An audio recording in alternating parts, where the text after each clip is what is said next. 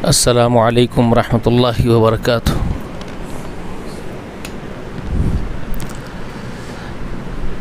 الحمد للہ رب العالمین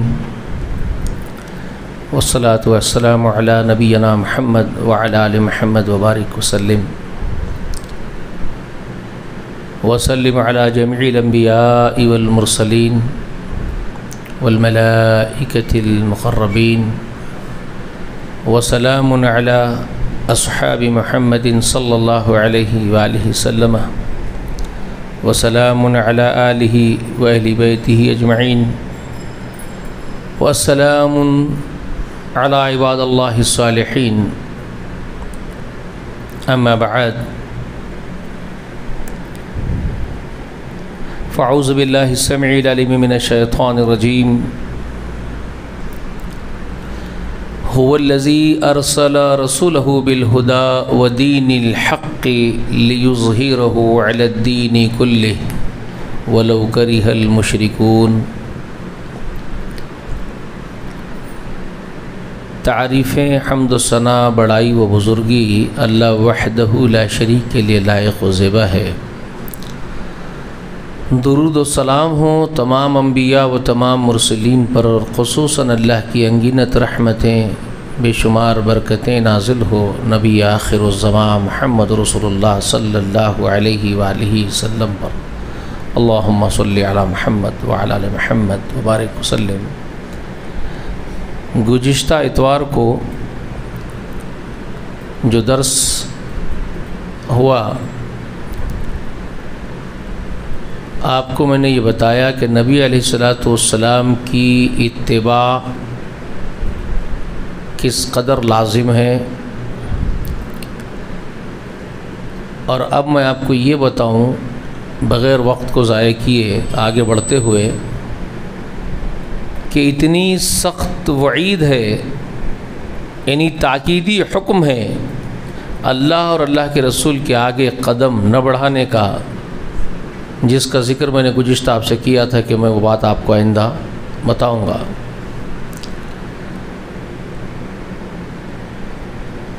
شریعت محمد رسول اللہ صلی اللہ علیہ وآلہ وسلم کے ذریعے اکمل کی گئی۔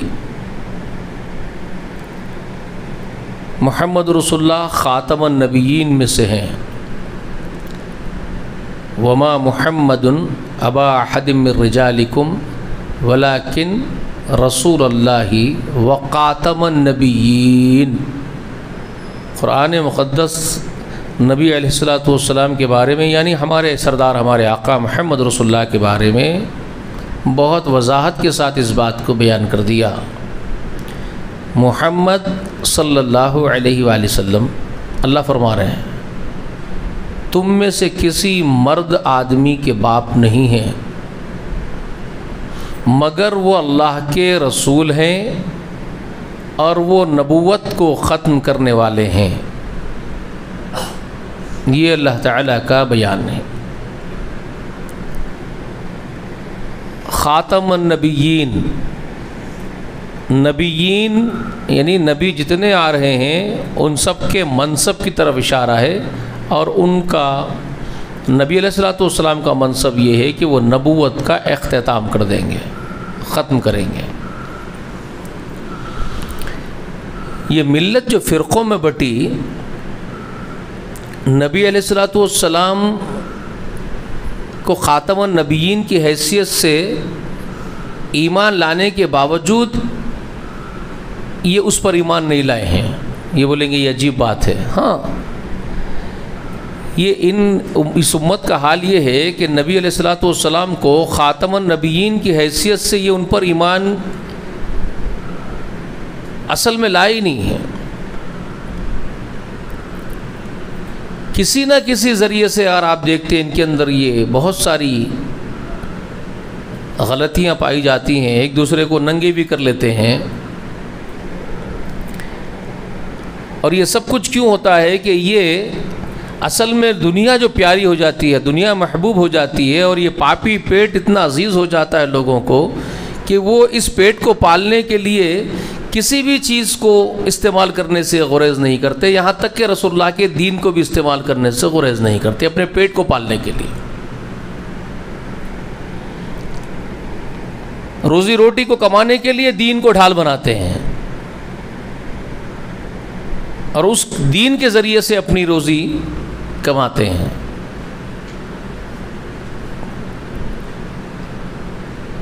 بہت سارے لوگ ایسے گزرے ہیں جب وہ بہت زیادہ ان کے مریدین پھیل جائیں، ان کا ذرا وہ معروف ہو جائیں، مشہور ہو جائیں، تو وہ اس قدر آگے بڑھ جاتے ہیں کہ وہ کسی بھی دعویٰ کرنے سے پیچھے نہیں ہٹتے، کوئی بھی دعویٰ کر بیٹھتے ہیں۔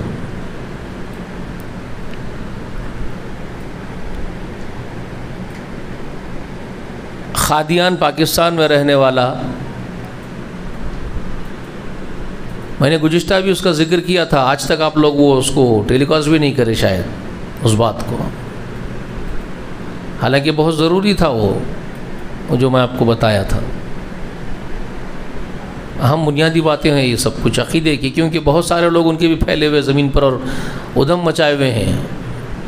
قرآن الگ سے لکھی جا رہی ہے قادیانیوں کی طرف سے، وہ اپنے کام کو پھیلا رہے ہیں، مشن پر ورک آؤٹ ہو رہا ہے اسلام کے خلاف، تو اس کا بھی تو دفاع کرنا ہے۔ ہم تو خادم ہیں، محمد رسول اللہ کے غلام ہیں، تو ہمارا تو کام ہے کہ جب تک زندہ رہیں گے ہم ہمارے آقا کے لیے آواز اٹھائیں گے ضرور۔ تو آپ بھی اس میں حصہ داری لیجئے، ٹیلی کاسٹ کرنے میں دیری مت کیجئے، لوگوں کو معلوم تو ہو کہ بھئی یہ کیا ہو رہا ہے اصل۔ گزشتہ میں نے تفصیل کے ساتھ بتایا تھا کہ وہ کس طرح سے اپنے نام کو گھسڑ دیا قرآن میں۔ جو بشارت اللہ تعالیٰ نے دی ہے عیسیٰ بن مریم کی زبانی، قرآن مقدس میں آیا کہ عیسیٰ علیہ السلام نے بنو اسرائیل کو بشارت دی تھی، پیشن گوئی دی تھی کہ یا بنی اسرائیل انی رسول اللہ علیکم مصدق لما بین یدی من الکتاب، تورات۔ کیا فرمایا تھا؟ اے بنو اسرائیل انی رسول اللہ علیکم، میں تمہاری طرف اللہ کا بھیجا ہوا رسول، سورہ صف میں ہے۔ اور کیا کہا انہوں نے؟ مصدق لما بین یدی من التورات، میں میرے ہاتھوں میں جو تورات ہے اس کی تصدیق کرتا ہوں، اور ومبشرا برسول یأتی من بعد اسمہ احمد، اور میں ایک نبی، ایک رسول کے آنے کی بشارت تم کو دیتا ہوں جن کا نام، جو میرے بعد آئیں گے ان کا نام ہوگا احمد۔ تو اس نے گھسڑ دیا تھا اسی قادیانی نے، یہ احمد کی دلیل یہ میں ہوں۔ تو میں نے وہ تفصیل کے ساتھ بتایا تھا، اس کا نام احمد ہے ہی نہیں، اس کے باپ نے اس کا نام غلام احمد رکھا ہے جو قادیان میں پیدا ہوا تھا۔ اس کا حال یہی تھا، جب بہت زیادہ معروف ہو گیا، مشہور ہو گیا، بہت سارے علاقوں میں مریدین ہو گئے، تو اس نے یہ دعویٰ کر دیا کہ میں آخری نبی ہوں،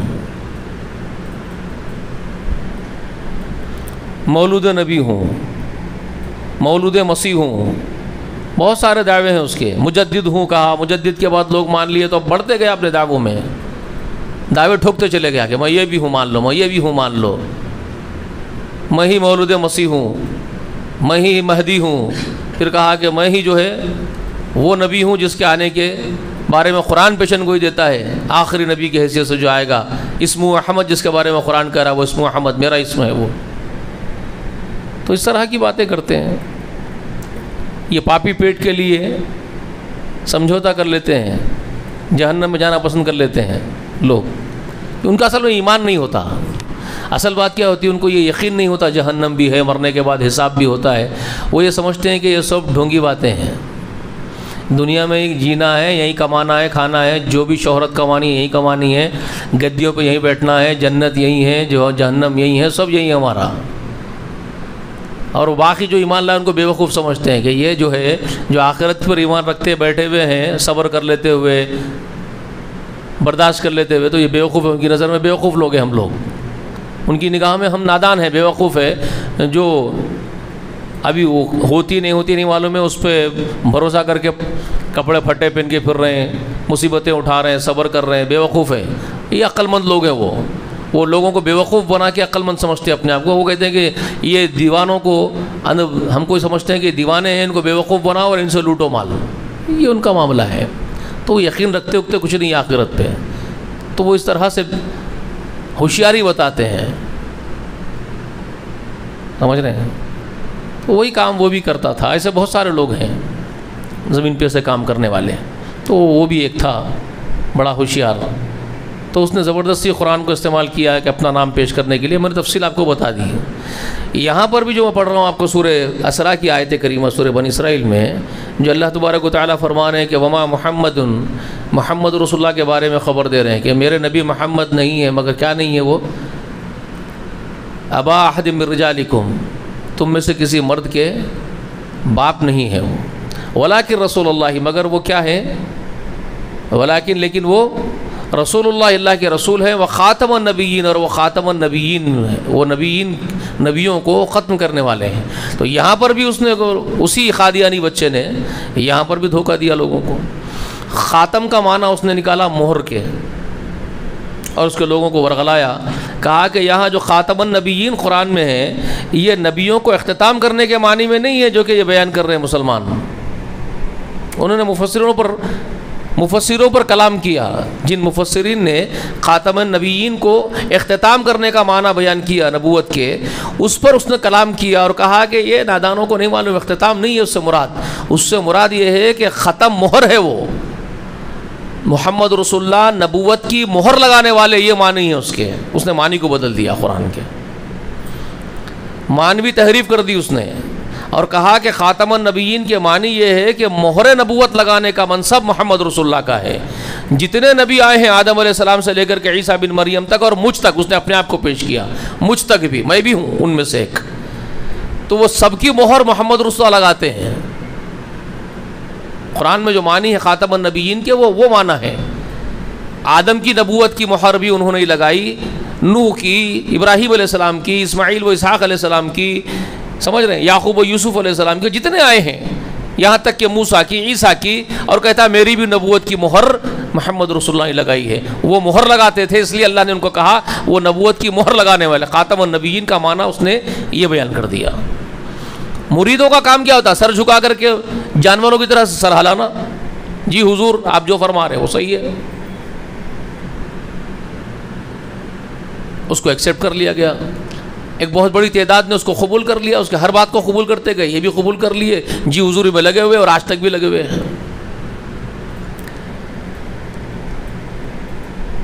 کبھی کبھار تو جی میں آتا ہے کہ صرف قادیانی ہی کافر کیوں.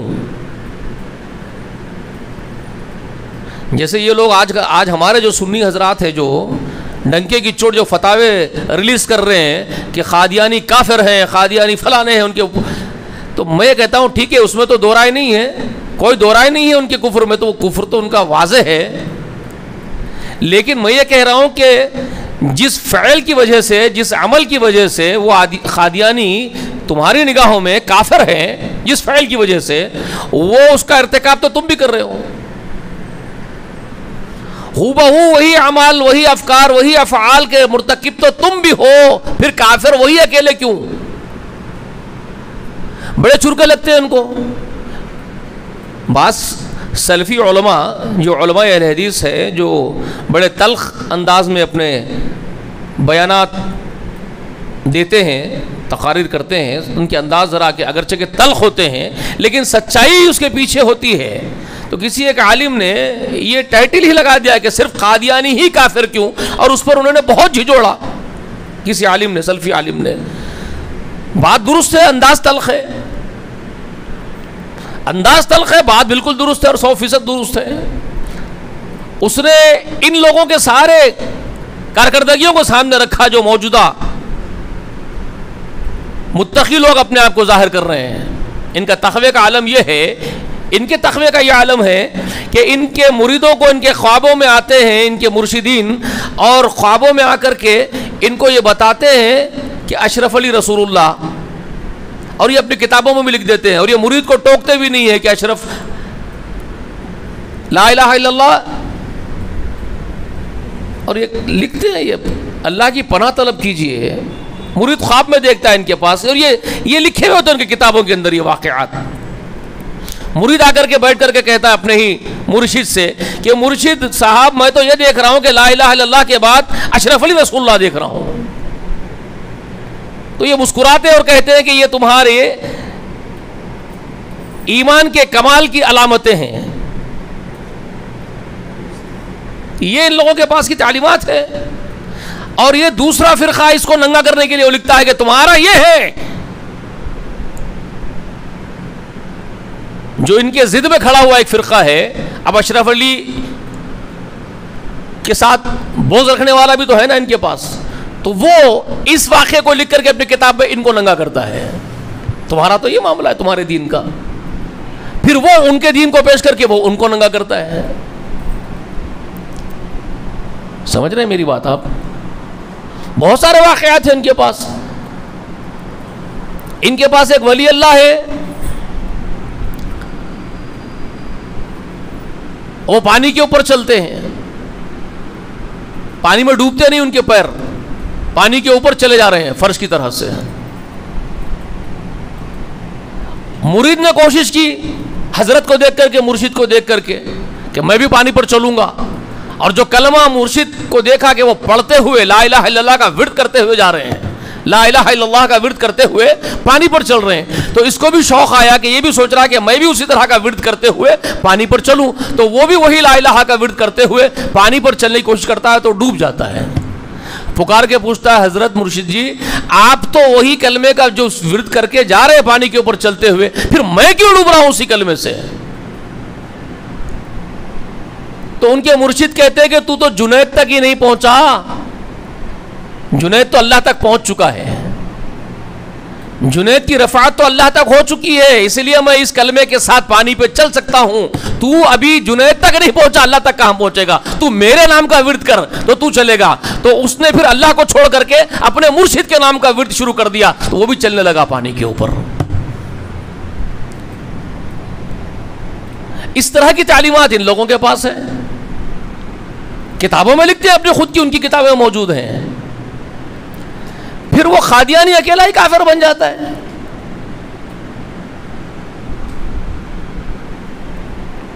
کئی معنی ہیں، میں آپ کو ایک چیز بتاؤں گا ابھی آپ کو کھول کھول کے. عقیدے کے معاملے میں کتنے بگاڑ ہیں میں آپ کو بتاؤں گا. تو نبی علیہ الصلوۃ والسلام کو اللہ نے جو خاتم النبیین کا معنی آپ کا بیان کیا ہے، وہ خاتم النبیین کا معنی نبوت کو ختم کرنے والے ہیں، یہی معنی درست ہے اس کا، یہی معنی حقیقی معنی ہے اس کا. وہ جو قادیانی بیان کر رہا ہے وہ تو اپنے مفاد کے لیے بیان کر رہا ہے، اپنے آپ کو بڑا کرنے کے لیے بیان کر رہا ہے، وہ منوانے کے لیے بیان کر رہا ہے لوگوں کو کہ میں ہوں، مجھے ختم مہر لگا کے نبی علیہ الصلوۃ والسلام اپنی اجازت سے مہر لگا کے مجھے منتخب کیے ہیں نبوت کے لیے، تو اپنا پیڑ بھرنے کے لیے. وہ نبی علیہ السلام کو وہ خاتم النبیین ماننے کو تیار نہیں ہے، کیونکہ اس کو اپنے آپ کو پیش کر کے کچھ کھانا ہے، دنیا کی دولت کھانی تھی، کھا لیا، جہنم کی آگ سے پیٹ بھر لیا، چلا گیا. ٹھیک ہے. اس کا معنی اختتام کا ہے. سورہ مائدہ میں جو آیت مبارکہ نازل ہوئی، آیت نمبر 3، وہ اس کا نزول پورے قرآن مقدس کے اختتام کا نزول ہے، آخری نزول ہے. وہ وحی کے نزول کے اعتبار سے قرآن جو نازل ہوتا تھا وہ بترتیب، جو اس وقت جمع ہے قرآن، وہ ترتیب جیسے اب جمع کی ترتیب ہے اس طرح سے نازل نہیں ہوا. قرآن ویسے نازل نہیں ہوتا تھا.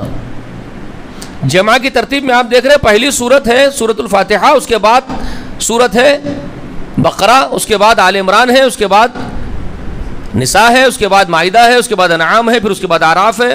یہ سب آپ ترتیب دیکھ رہے ہیں، آپ انفال ہے، اس کے بعد توبہ ہے، یہ سب آپ دیکھ رہے ہیں. تو یہ ترتیب جو اس وقت ہے وہ اس وقت ویسے نازل نہیں ہوا. قرآن نازل ہوتے وقت ترتیب کچھ اور ہی ہے نا. 30 پارے میں جو رکھی ہوئی سورت علق ہے، وہ علق کی 5 آیتیں پہلے نازل ہو رہی ہے. سب سے پہلے کہاں ہے وہ 30 پارے میں آخر میں، وہ سب سے پہلی وحی اقرا باسم ربک الذی خلق، 5 آیات. اور سب سے آخری والی وحی جو ہے نازل ہوئی ہے رسول اللہ کی زندگی میں، سب سے آخری اختتام میں، وہ سورہ مائدہ کی آیت نمبر 3 ہے. تو ترتیب نزول کی الگ تھی اور جمع کی الگ. تو جو آخر میں نازل ہونے والی وحی سورہ مائدہ میں رکھی گئی ہے آیت نمبر 3 پر، جس میں اللہ تعالیٰ نے اس وقت یہ فرما دیا اب نبی علیہ الصلوۃ والسلام اس دنیا سے رخصت ہو جائیں گے. اب اس کے بعد آپ صلی اللہ علیہ وسلم کا کام مکمل ہو چکا تھا. اور اس کا اشارہ اس آخری وحی سے ایک پہلے کی وحی جو ایک سورت پوری مکمل سورت کی شکل میں اتری تھی. سب سے آخری وحی سورہ مائدہ میں ہے آیت نمبر 3 میں, اور اس سے بالکل لگی ہوئی پہلی وحی, آخری سے پہلی لگی ہوئی وحی وہ کون سی ہے معلوم ہے آپ کو؟ سورۃ النصر ہے, جو آخری وحی ہے جو پوری سورت کی شکل میں اتری ہے. اس سورت میں اللہ تعالیٰ نے ایک خبر دے دی تھی کہ تمہارا کام ہو چکا, محمد رسول اللہ آپ کا کام ہو چکا ہے. اب آپ کو کیا کرنا ہے؟ فَسَبِّحْ بِحَمْدِ رَبِّكَ وَاسْتَغْفِرْهُ کرنا. آپ کا کام یہ ہے, اپنے پروردگار کی خوب حمد و ثنا کرنی ہے اور استغفار کرنا ہے. آپ کا کام ہو چکا ہے. اسی کے سورت کے نزول کے بعد صدیق اکبر رونے لگ گئے تھے, ہزاروں خطا روتے تھے, بے چین رہتے تھے, سمجھ گئے تھے, ان کو پڑھنے پڑ گیا تھا ان کا. یہ ایسا بیان ہے جو نازل ہوا ہے, معلوم کلیئر ہو رہا ہے مجھے, وہ دانش مند بھی تھے, فقیہ بھی تھے, بردبار بھی تھے, سمجھ گئے تھے. یہ تو ایسا بیان معلوم ہو رہا ہے کہ میرے آقا کا کام اللہ تعالیٰ یہ فرما رہے ہیں کہ پورا ہو چکا ہے. سورت کلیئر پکار کے کہہ رہی ہے. ان کو سمجھ میں آ رہا تھا, عام لوگوں کو سمجھ میں نہیں آتا, لیکن ان کو سمجھ میں آ رہا تھا کہ یہ سورت تو پکار کے کہہ رہی ہے کہ میرے اللہ کے نبی کا کام اللہ نے پورا کر دیا, لے لیا, اب چلے جائیں گے آپ. تو رو رہے تھے. اور جب یہ آیت نازل ہو گئی تو پھوٹ کے رونے لگ گئے. انہوں بھی, عمر بھی, یہ سب سمجھ گئے تھے. اور یہ نازل ہوئی تھی حج کے دن, عرفات کے میدان میں, میدان عرفات میں رسول اللہ علیہ وسلم کے اوپر یہ آیت اتری تھی, آخری, جو سب سے آخری سورہ مائدہ میں ہے. اس میں اللہ تعالیٰ نے کلیئر بیان کر دیا تھا, الیوم اکملت لکم دینکم واتممت علیکم نعمتی ورضیت لکم الاسلام دین. کلیئر بیان کر دیا تھا. آج کا دن وہ دن ہے, یعنی حج اکبر کا دن, جس دن حج کر رہے ہو آپ, عرفات میں ہو, لوگوں کو خطاب کر رہے ہو, پہلا اور آخری حج یہی ہے آپ کا, اور آخری تمنا آپ کی پوری ہو رہی ہے. رسول اللہ کی دلی خواہش تھی اللہ کے گھر کا حج میں کروں. زندگی کا پہلا بھی حج وہی آقا کا, آخری بھی حج وہی آقا کا. ہمارے لوگوں کی طرح نہیں ہے, حج پہ حج کرتے چلے آ رہے ہیں. حاجی صاحب 8 حج کر لیے, حاجی صاحب 10 حج کر لیے. رسول اللہ ایک ہی حج کے حاجی تھے. رسول اللہ نے الحاج نام نہیں لگایا اپنے ساتھ کبھی بھی زندگی میں. الحاج محمد نہیں لکھے رسول اللہ نہیں لکھے. جیسے ہمارے پاس بورڈوں پہ لگ جاتا, رخوں پہ لکھ کے آتا الحاج فلاں ابن فلاں, گھر کے بورڈ پہ لکھا جاتا الحاج فلاں. کچھ نہیں لکھا گیا تھا. پہلا اور آخری حج زندگی کا ایک ہی ہے رسول اللہ کا. ٹھیک ہے, تو حج کے دن آپ پر یہ آیت نازل ہو گئی, الیوم اکملت لکم دینکم واتممت علیکم نعمتی. تو اللہ نے کلیئر کر دیا, آج کے دن اے محمد ہم نے تم لوگوں کے پورے انسانوں کے, آدم علیہ السلام کی ذریت آدم کے سب پورے دین کو ہم نے اکمل کر دیا. تم لوگوں کے دین کو اکمل کر دیا گیا آج. الیوم اکملت لکم دینکم, تم لوگوں کے لیے دین مکمل کر دیا گیا, پورے لوگوں کے لیے. وَأَتْمَمْتُ عَلَيْكُمْ نِعْمَتِي, اور تم سب کے لیے نعمتیں تمام کر دی گئی. رسول اللہ کو اکیلے کو بھی نہیں کہا یہاں. الْيَوْمَ أَكْمَلْتُ لَكَ دِينَكَ نہیں کہا اللہ نے. سمجھ میں آئی بات؟ اے محمد تیرے لیے تیرا دین مکمل کر دیا نہیں فرمایا. لَكُمْ دِينَكُمْ کہا, تمہارے سب کے لیے ہم نے دین مکمل کر دیا, تمام جنات و انسانوں کے. جب تمام جن اور انسانوں کے لیے دین مکمل ہو گیا تو دین اگر مکمل نہیں ہو کے باقی رہتا تو کوئی نبی آتا, کیونکہ نبی کا کام دین کے کمپلیشن کے لیے اس کو آنا ہی ہوتا ہے. دین اللہ جو نازل کرتا ہے وہ کسی رسول یا نبی پر ہی نازل کرتا ہے, غیر نبی پر کوئی فرشتہ نہیں اترتا دین لے کر کے. اگر گنجائش باقی رہ جاتی, دین اکمل نہ ہوتا جن اور انس کا, تو پھر کسی ایک نبی کے آنے کی گنجائش باقی رہ جاتی. اب اللہ نے جب یہ اعلان کر دیا کہ تمام جنات و انسانوں کا دین ہم نے آج مکمل کر دیا, تو اس کا مطلب کلیئر ہو گیا کہ اب کسی اور نبی کے آنے کی گنجائش ختم ہو گئی ہے, کیونکہ دین اکمل ہو چکا ہے. وَأَتْمَمْتُ عَلَيْكُمْ نِعْمَتِي, اور نعمتیں اتمم ہو چکی. اتمم کہتے ہیں تمام ہو جانا. اتمم اس قدر تمام ہو جانا کہ اب کوئی گنجائش نہ رہے, اس قدر. اکمل وہی معنی ہے, کامل مکمل.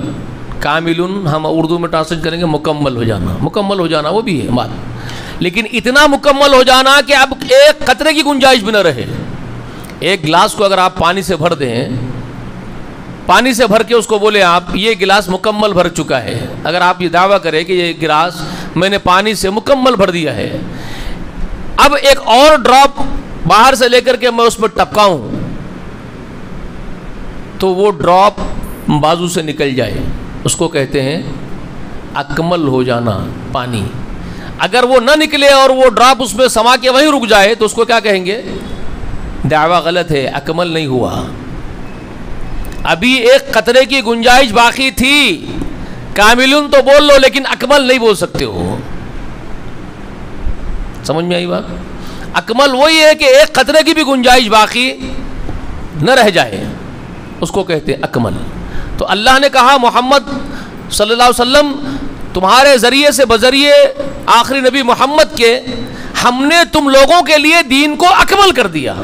یعنی اب ایک چیز کی بھی گنجائش, ایک حرف کی بھی, ایک زیر و زبر کی بھی گنجائش اب دین میں نہیں ہے, وہ پورا اکمل ہو چکا ہے دین.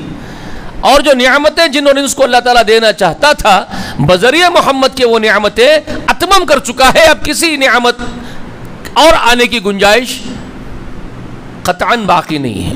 اس کو کہتے اکمل. اکمل اتمم اللہ نے کر دیا. اور وہ رضی لکم الاسلام دین, اور میں راضی ہوا تم لوگوں کے لیے دین اسلام کے ذریعے سے. کلیئر کر دیا اللہ نے. یہ ہے خاتم النبیین کا اصل معنی جو خود قرآن بیان کرتا ہے. محمد وہ نبی ہے کہ جن کے ذریعے دین ہی اکمل کر دیا گیا, نعمت ہی پورے کی پوری اتمام کر دی گئی. اب آپ کے بعد کوئی نبی کے آنے کی گنجائش ہی نہیں ہے, کیونکہ نہ دین اترے گا نہ نبی آئے گا. سمجھ میں آئی بات آپ کو؟ تو اس معنی میں ہی خاتم النبیین اللہ نے ان کو کہا کہ یہ محمد رسول اللہ خاتم النبیین ہے. اور وہاں کسی مرد کے باپ نہ ہونے کا ذکر کرنا یہ اور وضاحت کرتا ہے عقل والوں کے لیے. دنیا میں ایک طریقہ کار ہے لوگوں کے پاس, جیسے چلتا ہے صاحب اپنے بیٹے کو جانشین بنا دیتے ہیں. جا کے دیکھو آپ کے اطراف بھی صاحبین بہت سارے ہیں نا. ہم تو ایسے شہر میں رہتے ہیں جہاں پر ہر گلی کوچے میں ایک سجادہ ایک صاحب ہے. بعض آپ کا پیرا اٹھا کے مریدوں کے کھندوں میں ڈال دیتا, دباتے بیٹھو. ہر گلی میں ہے, اور مریداں پیرا دبا دبا کے خوش ہیں, صاحب کی خدمت کر رہے ہیں. تو مرید میں سے کوئی جانشین تو نہیں بنتا. پیرا دبانے کا کام ہے مرید کا, پیرا ہی دباتا, جانشین بیٹا ہی بنتا ان کا. اگرچہ کہ بیٹا اوباش ہے, صاحب کو بھی معلوم ہے بیٹا کتنے پانی میں ہے. صاحب زندہ رہے تک بیٹا سب گل کھلاتے پھرتا, بڑی بڑی گاڑیوں میں پھر رہے ہیں صاحب کی, زبردست عیاشی کر رہے ہیں صاحب کے فرزند. لیکن صاحب کو سب کچھ معلوم ہے, لیکن جانشین تو خلیفہ تو ان کو ہی بنانا ہے صاحب کو. مرتے وقت مریدوں کو بول کے مر جاتے جانشین حضرت کے بیٹے ہی بنیں گے. طریقہ کار یہ پیٹ پالوؤں کا تو یہی طریقہ کار ہوتا ہے نا بھیا, یہی تو کام کرتے ہیں. اور کیا کرتے ہیں جن کو اپنی دکانداریاں چلانی ہیں. بادشاہ مر گیا تو بادشاہ لکھ کے مر رہا ہے میرا بیٹا خلیفہ بنے گا, ہے نا بھائی. بابر صاحب چلے گئے تو ان کے فرزند ہمایوں صاحب بنیں گے, ہمایوں صاحب مر گئے تو ان کے بیٹے اکبر صاحب بنیں گے, اکبر صاحب مر گئے تو ان کے بیٹے جہانگیر صاحب بنیں گے. تو ہے دنیا کا دستور ہے, یہ چل رہا ہے اس طرح سے, یہ لوگ چلا رہے ہیں دستور بنا کر کے. تو یہ انسانی فطرت ہے, فطرت انسانی سے بالا تر تو نہیں ہے نا انسان. رب کبریا کو اس بات کا علم رب کو نہیں تو اور کس کو ہوگا؟ خالق وہ ہے انسانوں کا, اور اپنی مخلوق کی فطرت سے وہ نہیں تو کون واقف ہوگا؟ یہ تو انسانوں کے اندر یہ چیز ہے بھری ہوئی, اللہ خوب جانتا ہے اس کو. اللہ رب کبریا نے محمد رسول اللہ کی نرینہ اولاد کو جوان ہونے ہی نہیں دیا. اور یہاں ایک لفظ کو بھی بہت اچھے طریقے سے یاد رکھنا، وما محمد ابا احد من رجالکم. رجال کس کو کہتے ہیں؟ رجال کا مطلب کیا ہے؟ رجل کی جمع. رجال رجل کی جمع ہے. اور رجل کس کو کہتے ہیں؟ عربی زبان میں رجل کس کو بولتے ہیں؟ بالغ مرد آدمی کو بولتے ہیں رجل. مرد بچے کو رجل نہیں بولتے. اب یہ بچے کو آپ رجل نہیں بولیں گے، آپ کو رجل بولا جائے گا، وہ آپ کے بیٹے کو رجل نہیں بولا جائے گا. اس کو کیا بولا جائے گا عربی میں؟ غلام. عربی زبان میں بچے کو کیا بولتے ہیں؟ غلام بولتے ہیں. اور آدمی کو، میچورڈ مرد آدمی کو کیا بولتے ہیں؟ رجل بولتے ہیں. سمجھ میں آئی بات؟ تو اللہ نے یہ نہیں کہا کہ کسی مرد بچے کے، غلام کے باپ نہیں ہے محمد رسول اللہ. سمجھ رہے ہیں؟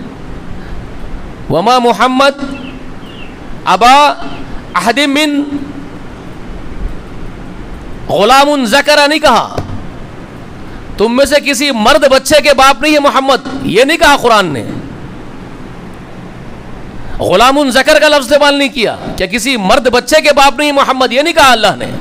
اللہ نے کیا کہا؟ وما محمد ابا احد من رجالکم کہا. تم میں سے کسی مرد، جوان مردوں کے باپ نہیں ہے محمد. مطلب کیا ہے اس کا؟ اس کا مطلب کیا ہے؟ نرینہ بچے آپ کے ہوئے کہ نہیں ہوئے؟ لیکن رجل بننے سے پہلے، بالغ ہونے سے پہلے، آدمی بننے سے پہلے ہی فوت ہو چکے ہیں. اللہ نے آدمی بننے نہیں دیا ان کو، بالغ ہونے نہیں دیا. اس میں بڑی حکمت ہے اللہ کی.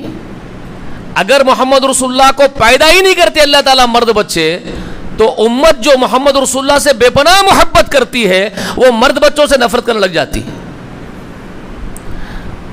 جن کو رسول اللہ سے بے پناہ محبت ہے وہ نرینہ بچوں کو اپنے لیے منحوس سمجھ لیتے. ہمارے رسول تو مرد بچے ہی نہیں پیدا کرے، میرے پاس مرد بچے پیدا ہو گئے. یہ بھی نہیں کیا اللہ نے. مرد بچے بھی پیدا فرمائے رسول اللہ سے، بلکہ رسول اللہ صلی اللہ علیہ وسلم کی معروفیت جو ہے، عرفیت، کنیت آپ کی، جس سے آپ معروف ہوئے بیٹے کے پیدا ہونے کے بعد، تو بیٹے کے نام سے معروف کیا اللہ نے ان کو. معاشرے کے اندر، معاشرے کے لوگ بولنے لگے ابو القاسم، قاسم کے ابو.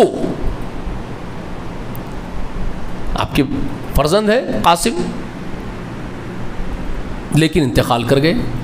پھر عبداللہ ہوئے، انتقال کر گئے. پھر ابراہیم ہوئے، انتقال کر گئے. کسی بچے کو اللہ تعالیٰ نے جوانی تک نہیں پہنچایا.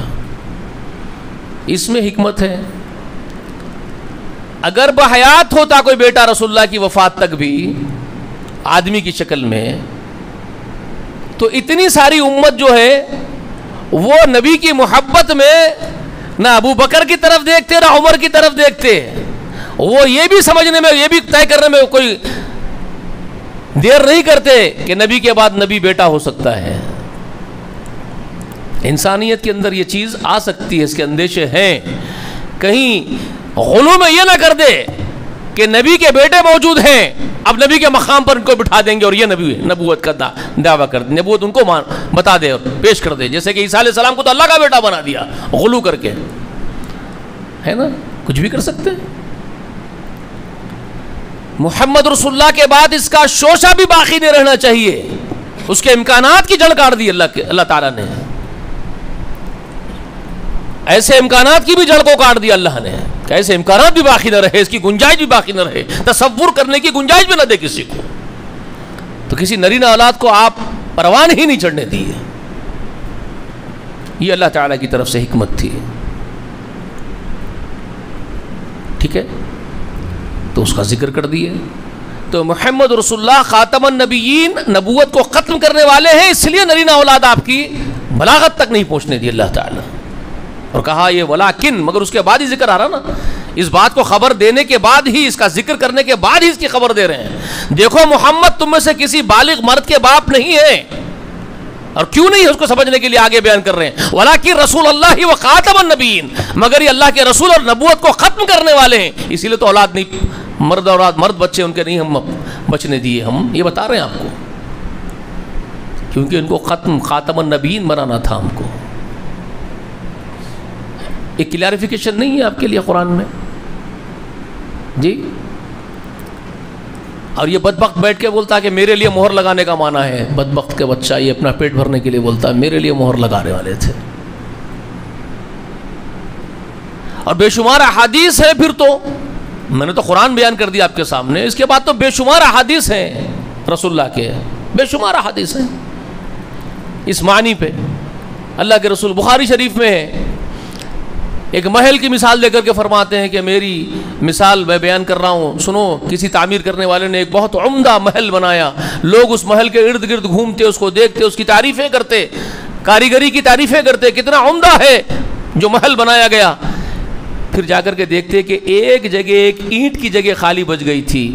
لوگ دیکھ کے کہتے کہ کاش یہاں ایک اینٹ اگر لگ جاتی تو سونے پہ سہاگا، اور پھر یہ مکمل ہو جاتی عمارت.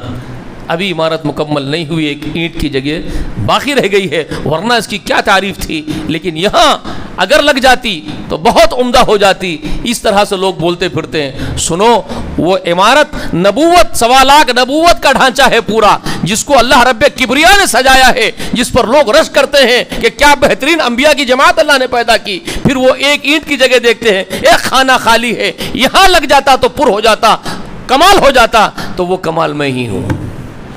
رسول اللہ فرماتے ہیں وہ کمال میں ہی ہوں، میں ہی لگنا باقی تھا اس ڈھانچے کے اندر. اب اللہ نے مجھے لا کر کے نبوت میں جب آخری میں رکھ دیا تو وہ عمارت مکمل ہو گئی نبوت کی. اس طرح مجھ پر نبوت ختم کر دی گئی. اس طرح کے معنی آپ صلی اللہ علیہ وسلم بیان فرما چکے ہیں، یہ حدیث میں ہے. اور معنی ہے 6 چیزوں کے باعث اللہ نے مجھے دیگر انبیاء پر فضیلت دی، اس میں بھی یہی معنی بیان کرتے ہیں.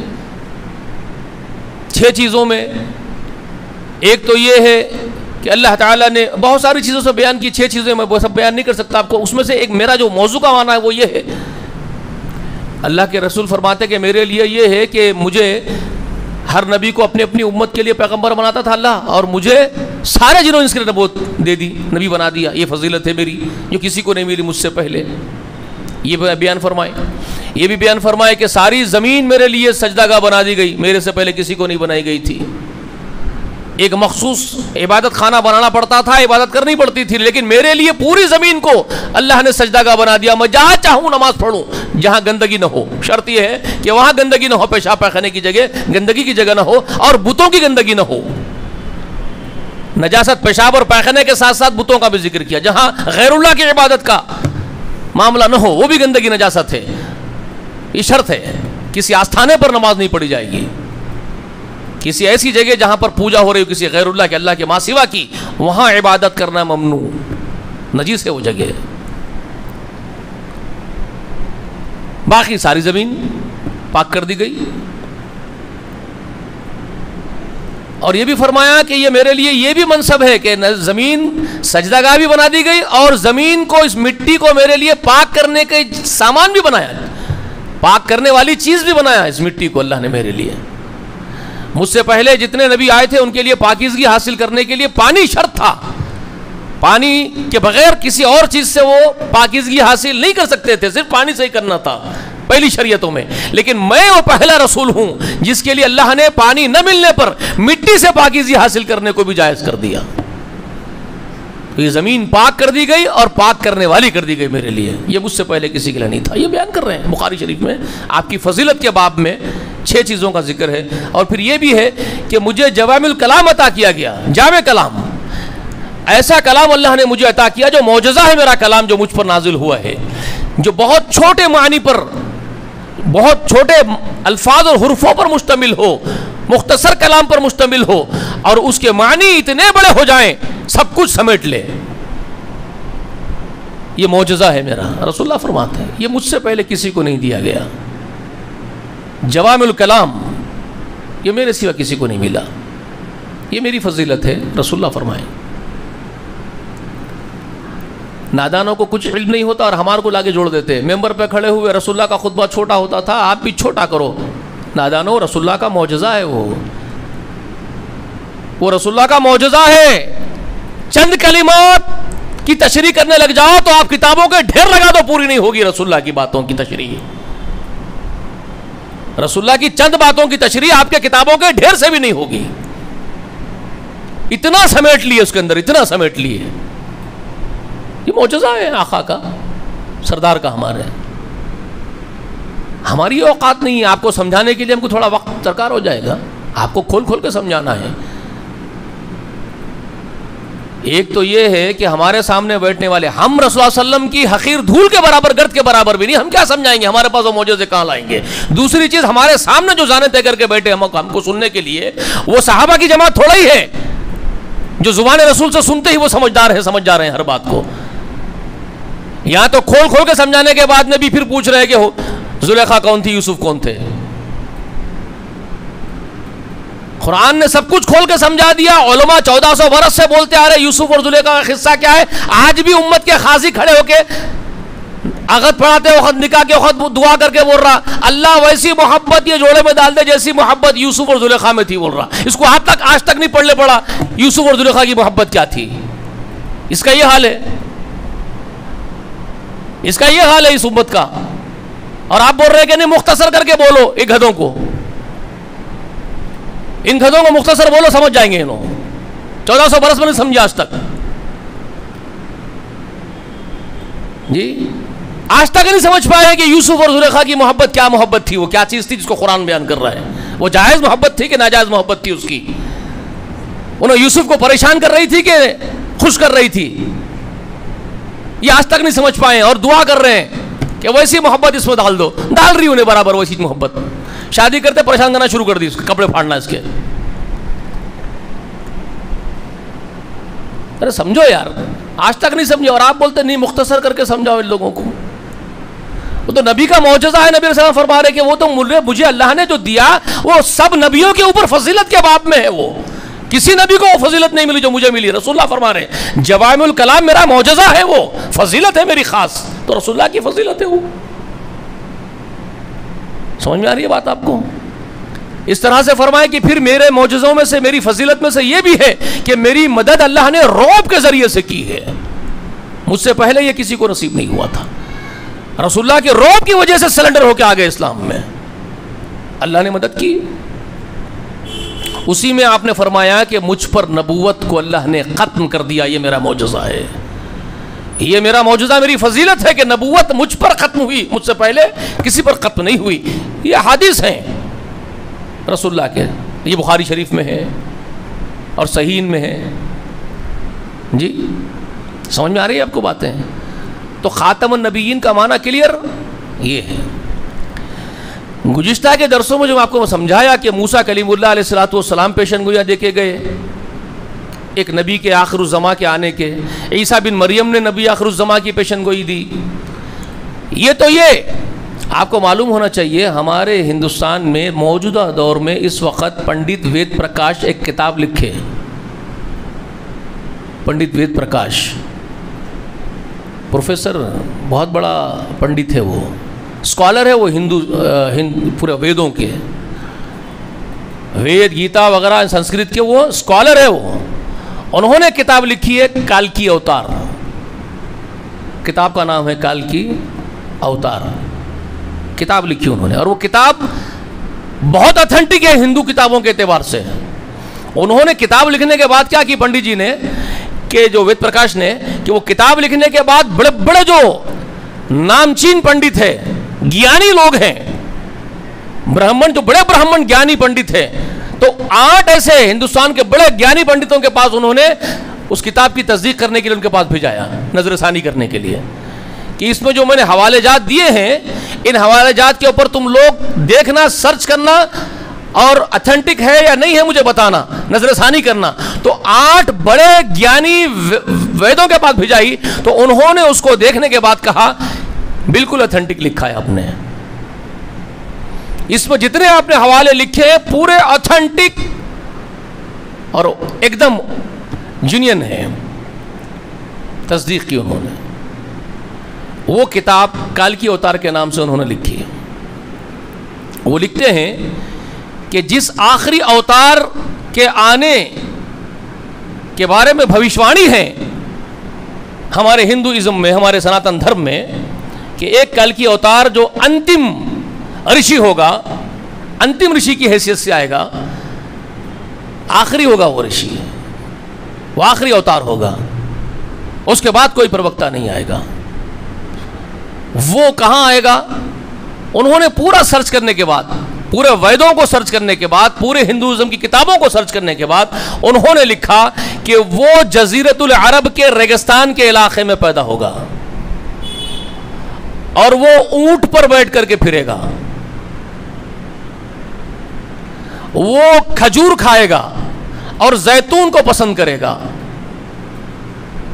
یہ سب لکھا انہوں نے، کل کی اوتار کیا ہوگا ان کی کتابوں میں جو لکھا ہوا ہے، انہوں نے لکھا، وہ کتابوں میں لکھا ہے کہ وہ ریگستان میں پیدا ہوگا، اونٹوں پر پھرے گا، کھجور کھائے گا، زیتون پسند رکھے گا، اور اس کے باپ کا نام وشنو بھکت ہوگا، اس کی ماں سومیا ہوگی۔ یہ سب انہوں نے لکھ دیا۔ اور ان سب کو سنسکرت میں اگر ٹرانسلیٹ کر کے دیکھا جائے کہ وشنو بھکت جو ان کے باپ کا نام ہوگا کل کی اوتار کے، وشنو بھکت کا مطلب کیا ہوتا ہے؟ وشنو کہتے ہیں اصل خدا کو، وہ لوگ وشنو جو برہما کی شکتی رکھتا ہے، سب سے بڑا اللہ، اور وہ وشنو بھکت یعنی وہ اصل خدا کا بھکت ہوگا، بندہ ہوگا۔ مطلب ٹرانسلیشن کیا بنتا ہے؟ اللہ کا بندہ، مطلب عبداللہ، ان کے باپ کا نام عبداللہ ہوگا، اس میں لکھا ہوا ہے ویدوں میں، وشنو بھکت ہوگا۔ اور ماں کا نام جو لکھا گیا ہے اس کا ٹرانسلیشن کرتے ہیں تو امن والی، اس کے نام میں امن ہوگا، سنسکرت کا جو معنی نکلتا ہے، عربی میں اگر ٹرانسلیٹ کرتے ہیں تو امن والی، امن تو آمنہ، کتابوں میں لکھا ہے، وہ انتم رشی کی حیثیت سے آئے گا۔ اور یہ بھی لکھا ہے کہ اس کو بھگوان کائنات پیدا کرنے والا برہما اس کو ایک ایسی سواری، ایک ایسا گھوڑا دے گا جس پر سوار ہو کر کے وہ صرف پرتھوی پر ہی نہیں بلکہ آکاش، ساتوں آکاشوں کا سیر کر کے آئے گا،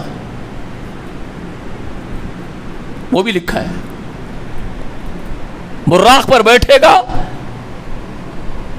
زمین کا بھی اور ساتوں آسمان کی بھی سیر کرے گا، وہ بھی لکھا ہے۔ یہ سب کون ہے؟ پھر غور کر لیجئے، یہ سب لکھنے کے بعد وید پرکاش یہ بھی لکھ دیے، کمنٹ بھی لکھ دیا نیچے، ان کی گزارش بھی لکھ دیے، اور لکھتے ہیں کہ اب میں یہ کہتا ہوں کہ ہمارے ہندو پنڈتوں کو کسی اور کل کی اوتار کا انتظار نہیں کرنا چاہیے، یہ انتظار ہمارا نادانی ہے، بے وقوفی ہے جو ہم کرتے بیٹھیں گے۔ وہ 1400 برس پہلے پیدا ہو چکے عرب میں، وہ محمد ہی تھے، کہہ رہے ہیں، وہ کہہ رہے ہیں، وید پرکاش کہہ رہے ہیں وہ محمد ہی تھے۔ میں نے پوری تحقیق کے بعد آپ کو یہ بات کہہ رہا ہوں، یہ وہ کہہ رہے ہیں ان لوگوں کو، اپنے لوگوں کو۔ اب ہم کو ان کا انتظار، کسی اور کل کی اوتار کا انتظار نہیں کرنا چاہیے، وہ گزر چکے، ہم نے غلطی کر دی ہے سمجھنے میں۔ وہ کہہ رہے ہیں ہم نے سمجھنے میں غلطی کی ہے، وہ گزر چکے ہیں، وہ آئے اور چلے گئے، اب انتظار کرنا لایا نہیں ہمارا، وہ لکھ رہے ہیں۔ اور وہ یہ بھی کہہ رہے ہیں کہ جس کل کی اوتار کے بارے میں یہاں لکھا ہوا ہے کہ وہ شستر اٹھائے گا، وہ تلواروں کے ساتھ جنگ کرے گا، اور پھر وہ نیچے یہ بھی لکھ رہے ہیں اپنے کمنٹس میں وضاحت کرتے ہوئے، تشریحات توضیحات میں، ذرا سوچو، اپنے لوگوں کے ذرا سوچو میرے بھائیوں ہندو پنڈتوں، جو کل کی اوتار آئے گا وہ شستر اٹھا کے تلواروں کے ذریعے سے غریبوں کے لیے، مسکینوں کے لیے، کمزوروں کے لیے لڑے گا، وہ تلواروں سے لڑے گا، گھوڑوں پر بیٹھ کے لڑے گا۔ آپ ذرا مجھے، وہ کہہ رہے ہیں آپ بتاؤ یہ دور گھوڑے اور تلواروں کا اب ہے؟ اب تو ایٹم بم کا دور ہے، پرمانو ہتھیار کا دور ہے، پھر وہ گزر چکا جس کو ہم سمجھ نہیں پائے، وہ محمد ہی تھے۔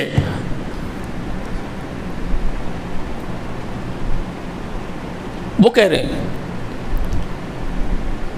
ٹھیک ہے، وہ اپنی کتاب کل کی اوتار میں یہ سب کچھ لکھے ہیں۔ تو اس کا مطلب کیا ہو رہا ہے؟ خاتم النبیین کی حیثیت سے محمد رسول اللہ آئے بھی، دنیا سے رخصت ہوئے بھی، اب کوئی نہیں۔ کلیئر؟ کلیئر؟ تو اللہ نے آپ کی اطاعت کو قیامت کی صبح تک فرض کر دیا، کیونکہ آپ آخری نبی ہیں۔ اور سورۃ الاعراف میں زبان محمد سے کہلوایا جا رہا ہے، قل، کیا کہا جا رہا ہے؟ یا ایھا الرسول، اے رسول کہہ دو تم، کیا کہہ دو؟ انی رسول اللہ الیکم جمیعا.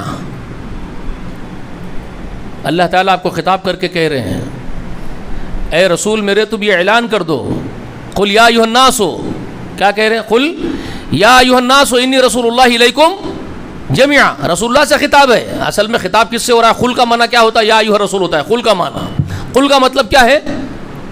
آپ بولو. قل کہو میرے نبی، آپ بولو. کس کو بولو؟ یا ایھا الناس، پورے انسانوں کو بولو. اس میں جنات بھی ہے اس خطاب میں. کیا بولو؟ انی رسول اللہ الیکم جمیعا الذی لہ ملک السماوات والارض. آپ یہ بول دو لوگوں کو کہ میں تم سب کی طرف اس اللہ کا بھیجا ہوا پیغمبر رسول ہوں، تم سب کی طرف جس کی کائنات میں حکومت ہے، ساتوں آسمانوں میں، زمین میں، پورے برہمانڈ میں جس کی سلطنت حکومت ہے، وہ پرماتما، وہ برہما جس نے مجھے بھیجا ہے، تم سب کی طرف بھیجا ہے. پورے مانو جاتی تم سب سن لو، میں تم سب کی طرف اس کا بھیجا ہوا ہوں. یہ اعلان کروایا. ٹھیک ہے؟ تو آپ آخری رسول ہیں اور سب انسانوں کے لیے. تو آپ کی اطاعت قیامت کی صبح تک کی جائے گی، اور آپ ہی کا حق ہے شریعت کو بیان کرنا، شرعی قوانین کو بیان کرنا. یہ آپ کا منصب ہے، کسی اور کا منصب نہیں ہے. ٹھیک ہے؟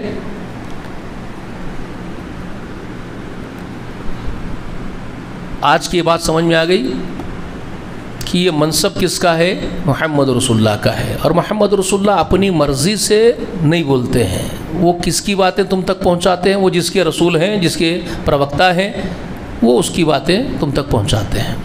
اللہ کے پروکتا ہیں، اللہ کی باتیں پہنچاتے ہیں. ٹھیک ہے؟ وما ينطق عن الهوى ان هو الا وحی یوحی. یہ اپنی خواہش سے کچھ نہیں بولتے ہیں، یہ جو کچھ بولتے ہیں وہ اللہ کی وحی ہوتی ہے تمہاری طرف، جو وہ تم کو بولتے ہیں. یہ سورہ نجم کی ابتدائی آیات، شروعات کی سورہ نجم کے اندر. وما ينطق عن الهوى ان هو الا وحی یوحی، اللہ نے اس کی خبر دے دی. تو اطاعت کس کی کرنی ہے؟ محمد رسول اللہ کی. ٹھیک ہے؟ کسی اور کی اطاعت محمد رسول اللہ کے سوا نہیں کی جائے گی. کسی کو اس بات کا حق حاصل نہیں ہے. کلیئر؟ آج کا یہ درس کلیئر ہے آپ کے سامنے؟ سمجھ میں آ رہا ہے؟ اور مزید تفصیلات بھی آپ کو بتاؤں گا، بہت کلیئر بھی کر دوں گا انشاءاللہ اللہ کی توفیق سے. محمد رسول اللہ کے بعد کسی کو اس بات کا حق نہیں ہے کہ وہ شریعت کے اندر کوئی چیز کو ایجاد کرے. کسی بھی امر کو ایجاد کرنے کا حق شریعت میں، دین میں کسی بھی حکم کو ایکسٹرنل اضافی طور پر ایجاد کرنے کا حق کسی کو بھی حاصل نہیں ہے. یہ میری بات لکھ کے رکھ لو. اور جو کام بھی یہ کریں گے محمد رسول اللہ کے دین کے ما سوا کوئی بھی چیز کو ایجاد کریں گے آپ، اس کو کیا کہا جاتا ہے وہ بھی میں بتاؤں گا. وہ بتاؤں گا آپ کو اس کو کیا کہا جاتا ہے، اس میں شر ہے کہ خیر ہے، یہ آپ کو بتاؤں گا. اور پھر اس کے بعد آپ کو بتاؤں گا کہ قادیانی اکیلا ہی کافر کیوں ہو رہا ہے، کس طرح ہم لوگ ڈاکہ ڈال رہے ہیں ختم نبوت پہ. ہم لوگ کس طرح ختم نبوت پر ڈاکہ ڈال رہے ہیں. ہم نے رسول اللہ کو یہ حق نہیں دیا کہ آپ ہی خاتم النبیین ہیں. آپ کو یہ حق حاصل تھا صرف شریعت اکمل کر دے، نعمت اتمام کر دے، یہ آپ ہی کا منصب ہے. ہم اس کو قبول کرنے اور اس کو ایکسیپٹ کرنے تیار نہیں ہیں. ہم آج بھی نئی چیزیں نکال کر کے ثابت کر رہے ہیں کہ ہم کو بھی اختیار ہے نئی چیز نکالنے کا.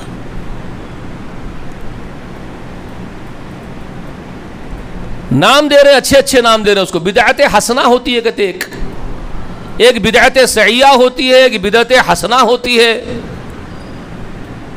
یہ اصطلاحات گھڑ رہے ہیں، بڑے اچھے حسین اصطلاحات لے کے آتے ہیں زبان سے، میٹھے اصطلاحات، میٹھے بول. بدعت حسنہ الگ ہے میاں. دنیا میں بدعت حسنہ ایجاد کر اور قیامت کے دن صرف رونا ہی رونا ایجاد کر لے اپنے لیے. پھر صرف جہنم ہے بیٹا، یاد رکھنا۔ یہ ساری چیزوں کا علم ہونا ضروری ہے، ٹھیک ہے؟ تو آج اپنی بات کو روک دیں گے، 1 گھنٹہ ہو گیا شاید، یا کچھ باقی ہے؟ میں یہ چاہ رہا ہوں کہ 1 گھنٹے کا 10 رکھیں گے تو وہ مناسب ہے، ٹھیک ہے نا؟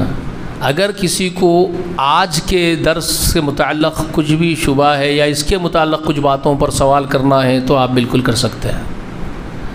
اس موضوع سے ریلیٹڈ اگر کچھ سوال ہے آپ کا تو آپ سوال کیجئے، 5 منٹ کا وقت ہے تو آپ پوچھ سکتے ہیں، یہ بات ہے تو میں اس کی وضاحت کر دوں۔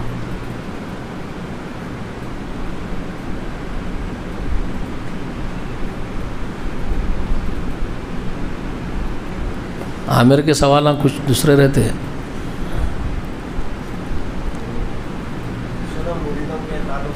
وہ تم کو نکو جا بولے تو تم گئے تھے، انہیں آخری میں پورے کامہ کرا لیا گھر کے، مرشد سمجھ کے گئے نا، اس کو پورے کامہ کرا لیا گھر کے، آخری میں کپڑے بھی دھو بولنے والا تھا، آپ ہی بولے نا، چڈیاں وڈیاں بھی دھو بولنے والا تھا انہیں، اچھا ہوا اللہ میاں بچا لیے، تمہارے کو پہچان لیے، تم اس کو اماں نے پورے کامہ لے رہا بول کے آ گئے، تم ایسی چیز کرتے مرشداں، نکو جاؤ، پورے مرشدوں کے کامہ یہ 6 بھائی، اللہ کے واسطے کچھ دین وین نہیں بتانے والے آپ کو۔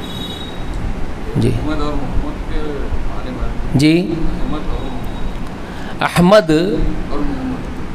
محمد دونوں میں بھی حمد کا صیغہ ہے، حا میم دال، جو حمد ہے اس کے معنی کیا ہوتے ہیں؟ تعریف۔ حمد کے معنی ہے تعریف، احمد کے معنی ہوتے ہیں بہت تعریفیں کرنے والا۔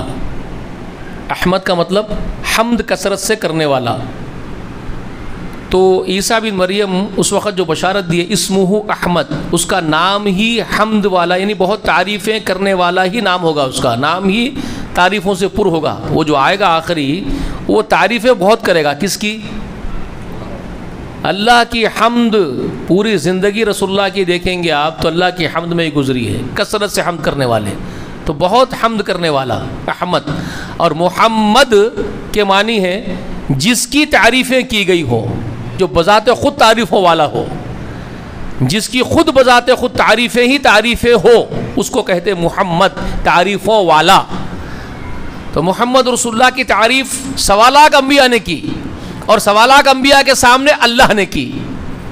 1.25 لاکھ انبیاء کے سامنے روز اول میں عالم ارواح میں اللہ نے تعارف بیان کر دیا، آپ کی تعریف کر دی کہ وہ جو آئے گا تصدیق کرتا ہوا تو لازماً تم لوگوں کو اس پر ایمان لانا پڑے گا، لازماً تم لوگوں کو اس کی نصرت کرنی پڑے گی۔ اللہ نے آپ کی تعریف بیان کی، وہی ہوگا میرا خاص آخری نبی، آخری پیغمبر، جس کی پیشن گوئیاں ہر ایک نبی اپنی اپنی امت کو سنایا ہے۔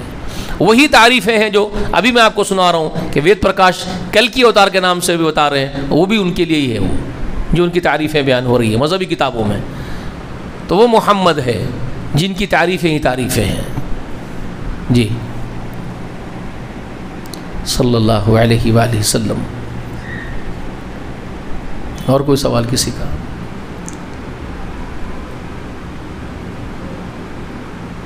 ٹھیک ہے، کلیئر؟ سبحانک اللہم وبحمدک نشہد ان لا الہ الا انت نستغفرک ونتوب الیک اللہم تقبل منا من عبادتنا یا ارحم الراحمین۔ السلام علیکم ورحمۃ اللہ وبرکاتہ۔